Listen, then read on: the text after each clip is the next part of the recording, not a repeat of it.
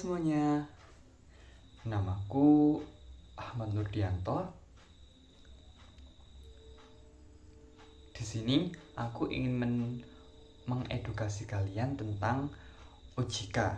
Apakah kalian sudah mengenal apa itu OJK?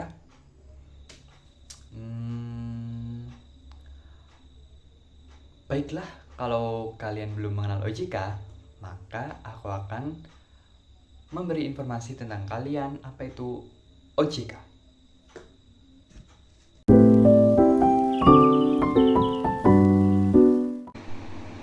Jadi, kita memasuki pada pengertian OJK. Sebelum itu,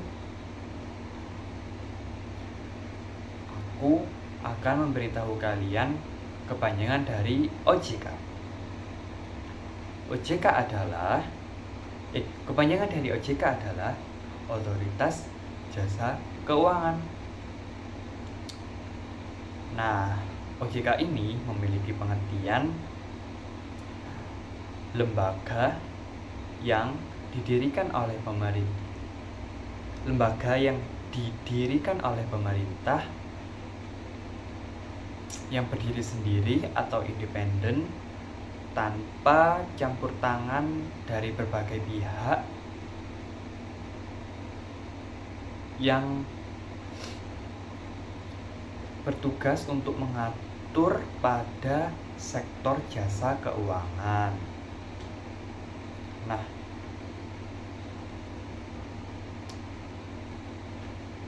lalu OJK juga terdapat tujuan.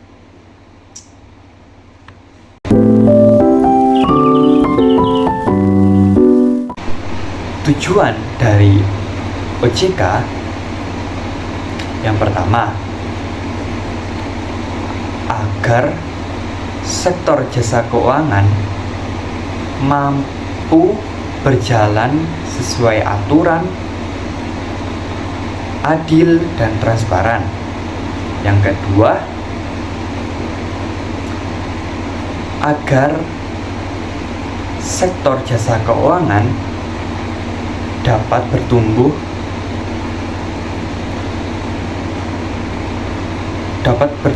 dan berkelanjutan. Nah, berkelanjutan ini maksudnya itu keuangan pada lembaga akan terus tumbuh dan dapat memiliki perkembangan. Yang ketiga, yakni agar sektor jasa keuangan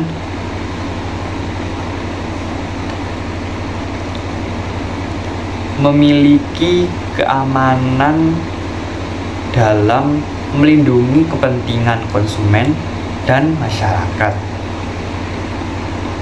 Setelah kita mengetahui pengertian dan tujuan, mari kita lanjut pada fungsi OJK.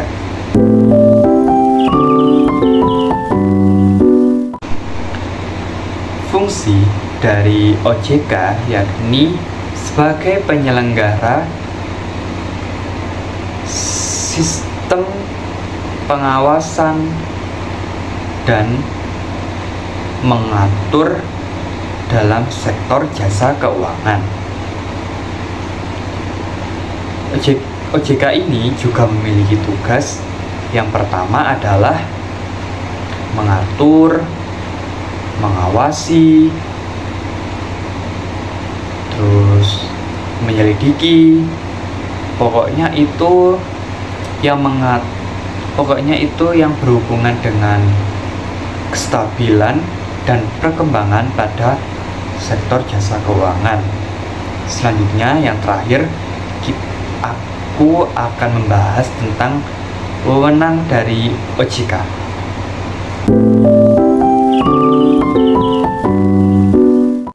Oke, kita berada di akhir subbab materi, yaitu wewenang Otoritas Jasa Keuangan. Nah, wewenang yang dimiliki ini, yang pertama yaitu pengaturan dan pengawasan kelembagaan.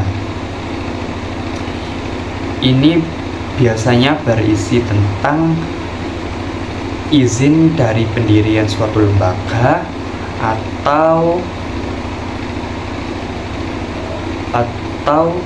kegiatan usaha di suatu lembaga. Yang kedua yaitu pengaturan dan pengawasan dari kesehatan suatu lembaga. Nah, di dalam suatu lembaga pasti memiliki kesehatan yang dilakukan agar suatu kegiatan usaha dapat berjalan dengan lancar. Yang ketiga yakni pengaturan dan pengawasan pada aspek kehati-hatian pada suatu lembaga. Nah, ini pasti semuanya sudah tahu kan,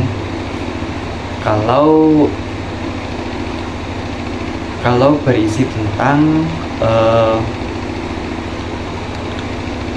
seperti apa aspek-aspek yang lembaga pakai. Untuk lebih jelasnya, aku akan menampilkan beberapa foto otoritas jasa keuangan biar kalian mengerti dalam bentuknya ya.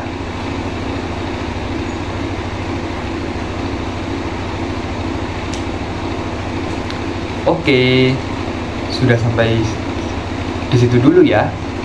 Dadah semuanya.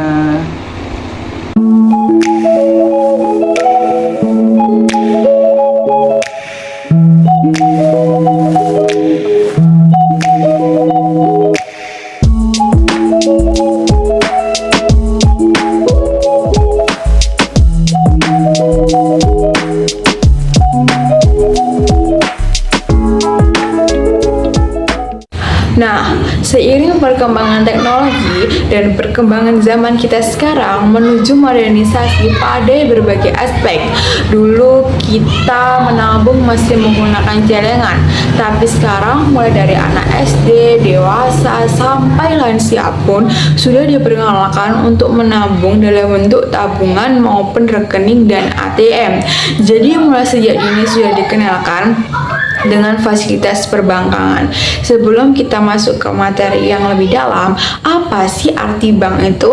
Nah, arti bank menurut UUD nomor 23 tahun 1999 adalah badan usaha yang menghimpun dana dari masyarakat dalam bentuk simpanan dan menyalurkan kepada masyarakat untuk meningkatkan taraf hidup.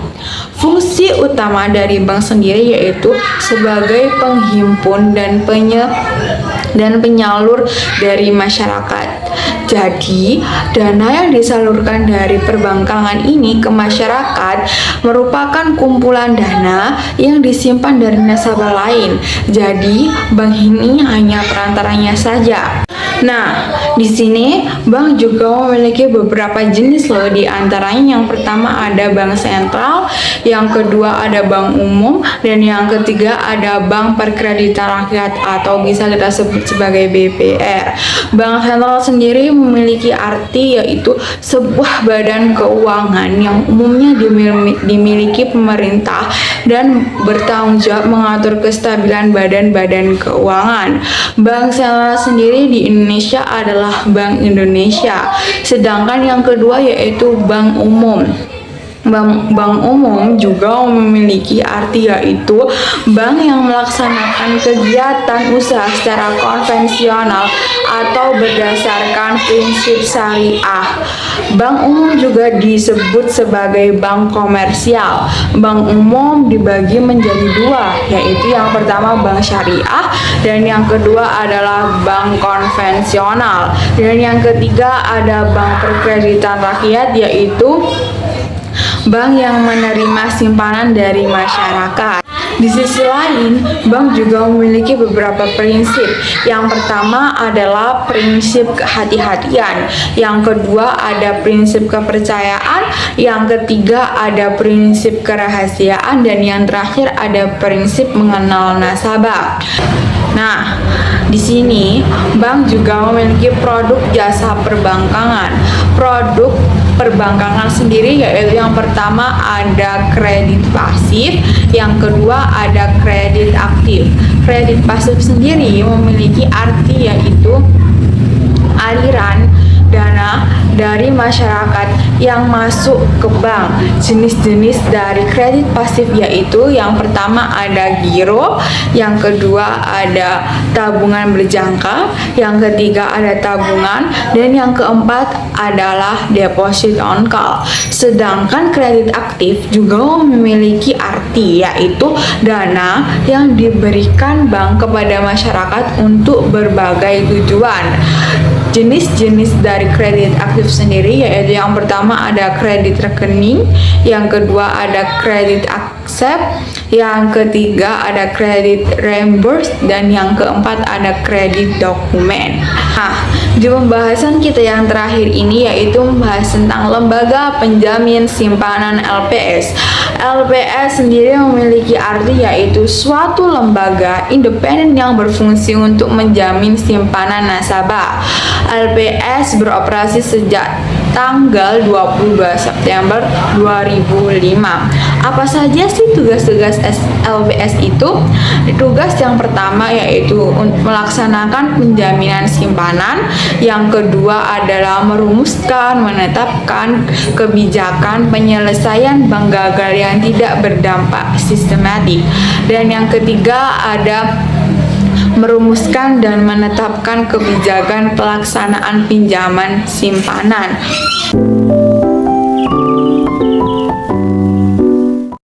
Perkenalkan, nama saya Ramania Kartikawardhani. Di sini saya akan menjelaskan tentang pasar modal. Pasar modal atau yang sering disebut dengan bursa efek adalah pasar tempat bertemunya permintaan dan penawaran dana-dana jangka panjang dalam bentuk pembelian dan penjualan berupa surat-surat berharga. Berbeda dengan pasar uang, merupakan tempat bertemunya permintaan dan penawaran jangka pendek. Biasanya pasar modal digunakan untuk membiayai pembangunan proyek-proyek yang tidak segera menghasilkan uang. Ada pula peranan pasar modal. Yang pertama, sebagai sarana penambah modal bagi badan usaha. Badan usaha tersebut mendapatkan dana dengan cara menjual saham-saham tersebut ke pasar modal. Untuk pembelinya sendiri yaitu masyarakat umum, perusahaan lain, atau pemerintah dan lembaga. Nah, yang kedua, pasar modal dipandang sebagai sarana pemerataan pendapatan. Setelah beberapa waktu, saham-saham yang telah dibeli akan menghasilkan dividen atau bagian dari keuntungan perusahaan pada pemiliknya atau pembelinya. Yang ketiga, pasar modal dipandang sebagai sarana peningkatan kapasitas produksi. Yang keempat sendiri, pasar modal dipandang sebagai sarana penciptaan kesempatan kerja. Yang kelima, pasar modal dipandang sebagai sarana peningkatan pendapatan negara. Nah, yang keenam, pasar modal dipandang sebagai indikator perekonomian negara. Ada pula lembaga penunjang pasar modal. Yang pertama, Bapepam, berfungsi untuk mengawasi pasar modal yang ada di Indonesia. Bapepam sendiri singkatan dari Badan Pengawas Pasar Modal. Yang kedua merupakan bursa efek. Bursa efek merupakan institusi yang melakukan perdagangan surat-surat berharga. Di Indonesia sendiri, bursa efek terdapat dua, yaitu Bursa Efek Jakarta dan Bursa Efek Surabaya. Yang ketiga, akuntan publik yang berperan sebagai pemeriksa laporan keuangan badan perusahaan yang akan menerbitkan surat-surat berharga. Yang keempat, merupakan underwriter, perusahaan yang akan menerbitkan saham atau obligasi berharap surat-surat berharga yang diterbitkan laku terjual. Kelima, wali amanat. Jasa wali amanat digunakan untuk penerbitan obligasi.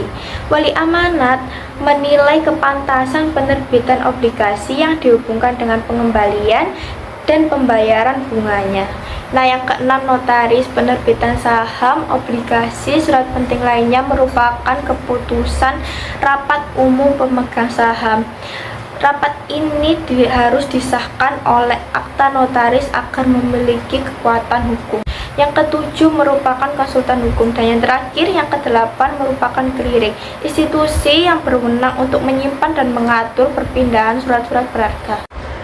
Produk pasar modal yang pertama, saham. Saham merupakan tanda kepemilikan seseorang. Saham dibagi menjadi dua, yaitu saham biasa dan saham preferen, yaitu gabungan dari saham biasa dan obligasi. Yang kedua, obligasi. Obligasi adalah surat berharga atau sertifikat yang berisi kontrak antara pemodal dan yang diberi modal. Yang ketiga, right issue merupakan hak untuk memiliki saham baru yang dikeluarkan oleh emiten. Yang keempat, waran. Waran merupakan surat berharga yang dikeluarkan oleh perusahaan untuk memberikan hak kepada pemagangnya untuk membeli saham yang memiliki syarat, yaitu harga, jumlah, dan masa berlaku waran. Yang terakhir merupakan yang kelima, reksadana merupakan wadah untuk menghimpun dana dari masyarakat pemodal. Jual beli bursa efek hanya dapat dilakukan oleh pialang. Pialang merupakan wakil perusahaan efek yang resmi menjadi anggota bursa. Pialang akan melakukan transaksi atas dasar order dari investor, baik menjual maupun membeli.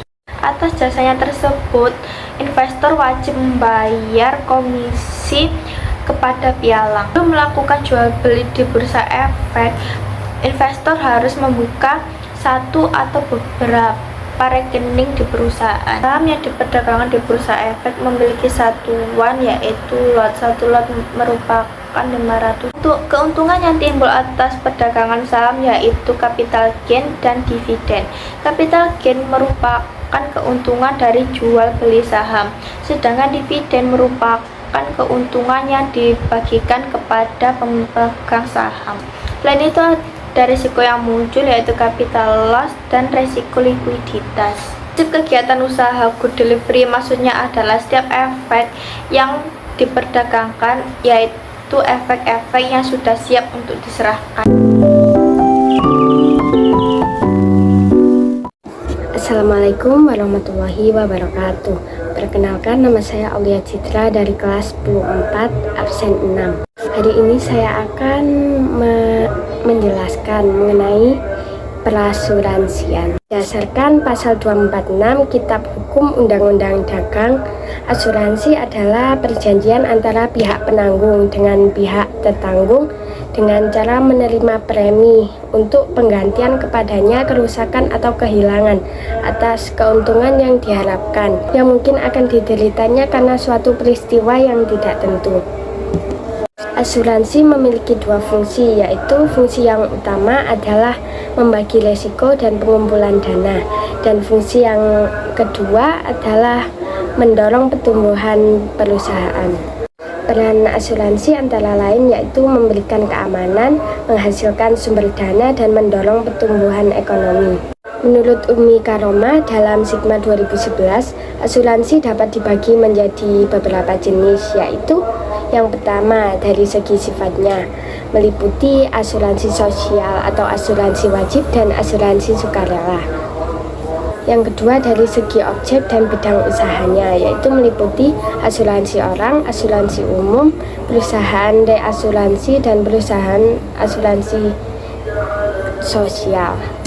Asuransi memiliki 6 kegiatan usaha, yaitu yang pertama insurable interest atau kepentingan yang dapat diasuransikan, utmost good faith dengan itikat baik, proximate cause atau penyebab dominan, indemnity atau pengganti kerugian, subrogation atau subrogasi, dan contribution atau kontribusi. Asuransi memiliki 5 produk. Yang pertama yaitu asuransi jiwa, asuransi kesehatan, asuransi kendaraan, asuransi pendidikan, dan asuransi properti.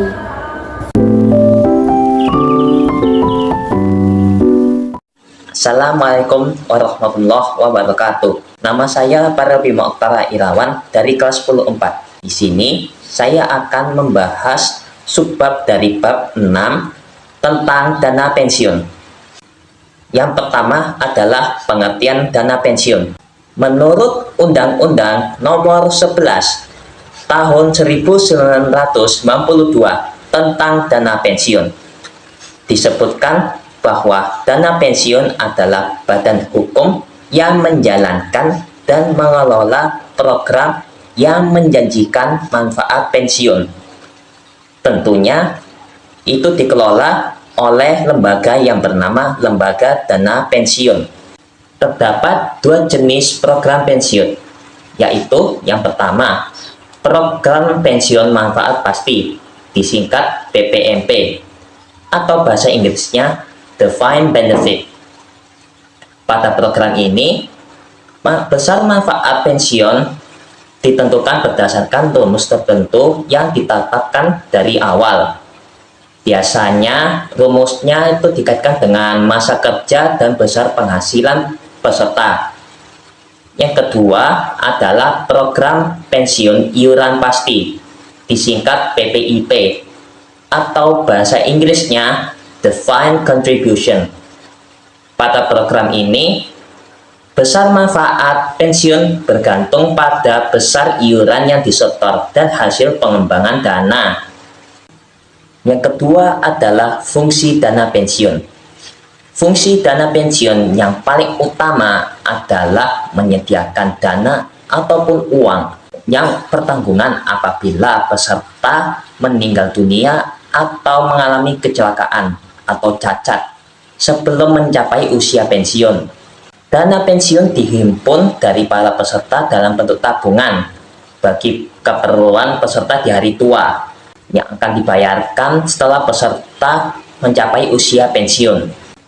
Yang ketiga adalah peran dana pensiun.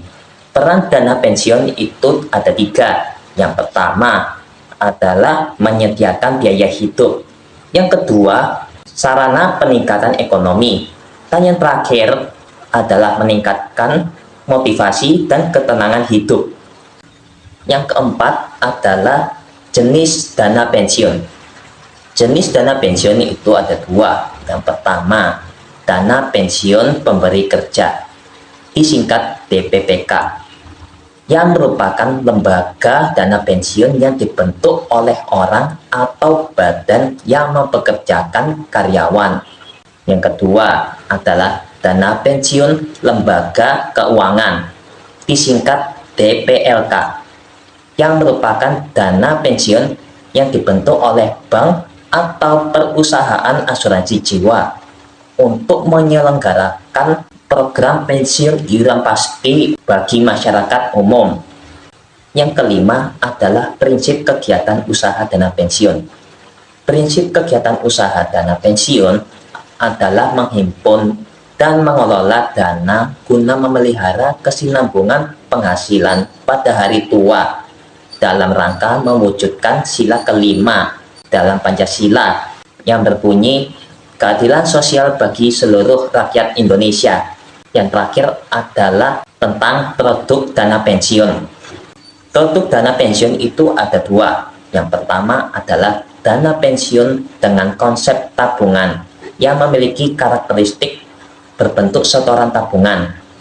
Selama masa kepesertaan tidak dilindungi oleh asuransi jiwa dan manfaat pensiun sebesar total iuran dan hasil investasinya.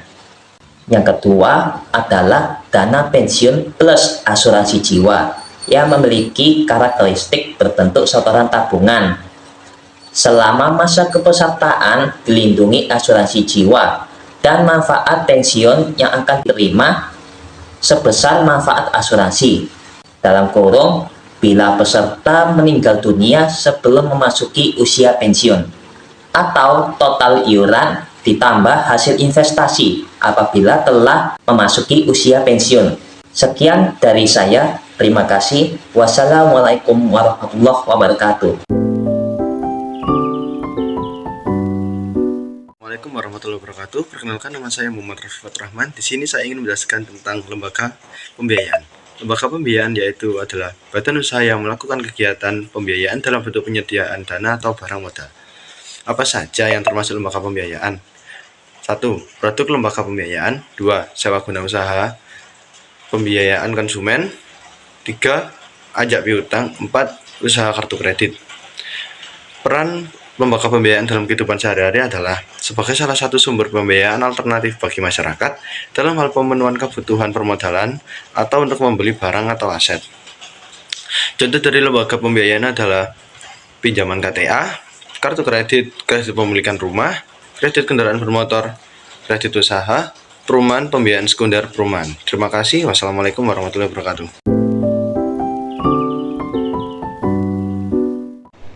Halo semuanya, kembali lagi dengan aku Ahmad Nurdianto. Di sini aku akan menyampaikan materi tentang pegadaian. Apakah kalian sudah tahu apa itu pegadaian? Kalau kalian belum mengerti apa itu pegadaian, sebaiknya nonton video ini sampai habis. Sebelum aku menyampaikan materi tentang pegadaian, pastinya memiliki submateri. Yang pertama pastinya ada pengertian, yang kedua ada fungsi, yang ketiga ada peran, yang keempat ada jenis, yang kelima ada peran usaha, yang keenam ada produk. Nah, yang pertama ini kita akan memulai tentang pengertian dari pegadaian.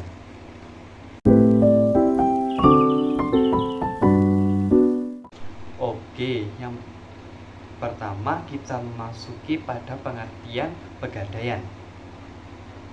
Jadi, pengertian pegadaian adalah lembaga yang memberi pinjaman pada seseorang, namun seseorang itu menaruh barang mereka agar sebagai jaminan. Biasanya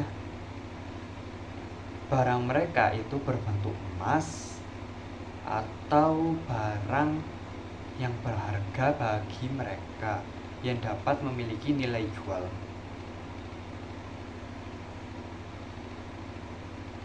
Nah, selanjutnya kita akan memasuki fungsi dari pegadaian ya.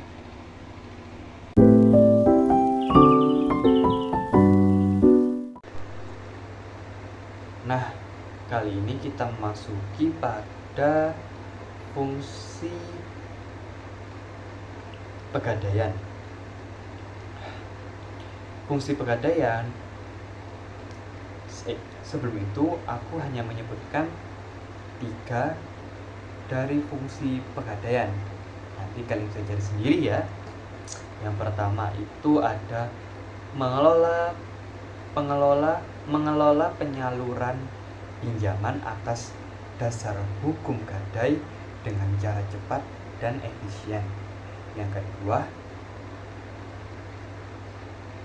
membangun dan meningkatkan usaha-usaha pegadaian dan masyarakat. Yang ketiga, mengelola keuangan, perlengkapan, wawasan, dan pelatihan. Kita akan lanjut pada submateri tentang peran dari pegadaian.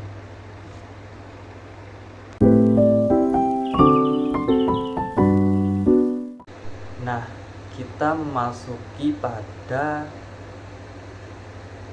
peran pegadaian. Peran pegadaian ini atau kontribusi pada pegadaian dapat kita lihat dari layanannya. Layanan ini memiliki keunggulan seperti layanan keuangan jasa pembiayaan yang menyediakan pola pembiayaan melalui sistem gadai. Pola pembiayaan ini sangat membantu masyarakat dalam memenuhi kebutuhan hidupnya. Nah, kebutuhan mereka dapat terlaksana dengan cepat, mudah, dan menggunakan administrasi dengan sederhana.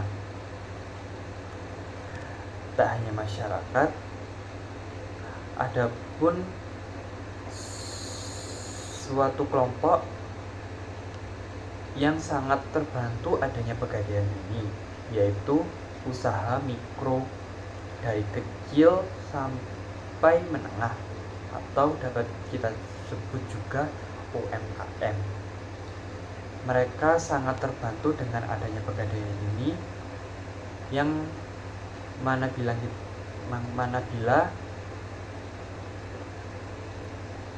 pembiayaannya yang mudah dan cepat. Kita akan berlanjut lagi pada submateri tentang jenis pegadaian.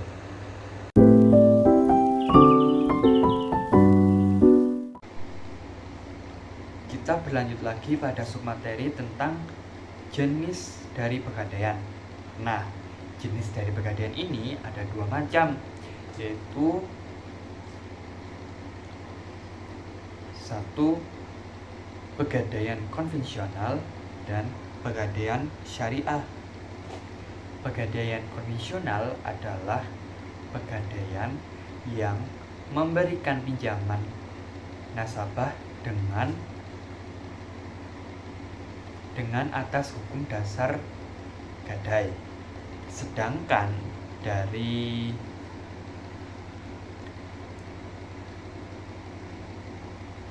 pegadaian syariah yaitu pegadaian yang meminjamkan pada nasabah dengan menggunakan prinsip-prinsip syariah Islam. Kita berlanjut lagi pada submateri tentang prinsip usaha.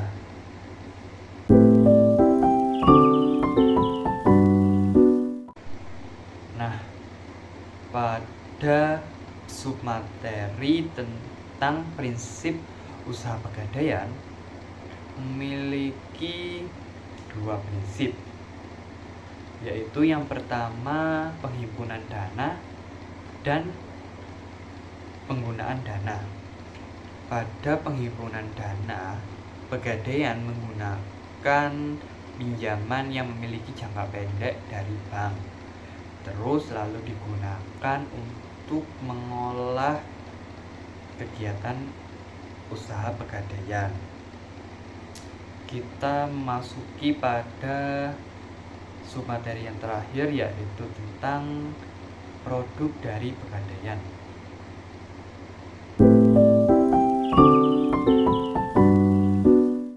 Oke, kita memasuki pada submateri yang terakhir, yaitu produk dari pegadaian. Produk pegadaian ini antara lain, yang pertama, pegadaian memberikan pinjaman atas hukum dasar gadai. Peminjam memberikan barang sebagai jaminan dari pinjamannya. Yang kedua, penaksiran suatu nilai barang. Yang ketiga, penitipan suatu barang. Nah, itu dia dari